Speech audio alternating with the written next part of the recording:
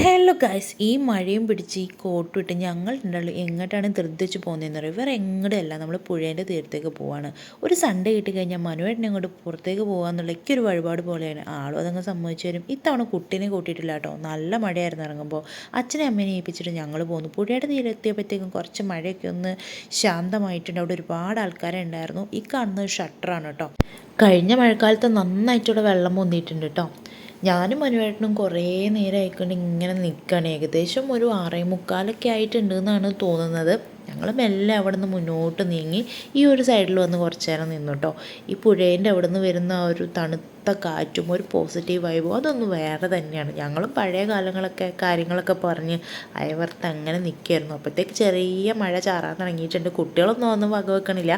ഞങ്ങൾ വലിയായിട്ട് വക വെച്ചില്ല. എങ്കിലും ഞങ്ങൾ വീട്ടിൽ പോകാമെന്ന് കരുതി ഇങ്ങോട്ട് പോന്നപ്പോഴാണ് മനുവേട്ടൻ പറഞ്ഞൊരു ചായ കുടിക്കുകയാണ്.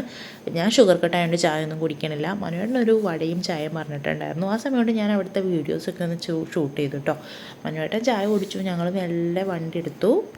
ഗൈസ്, അപ്പോൾ ഇന്നത്തെ ഞങ്ങളുടെ കറങ്ങലൊക്കെ കഴിഞ്ഞു. ഇനി ഞങ്ങൾ പോവാറ്.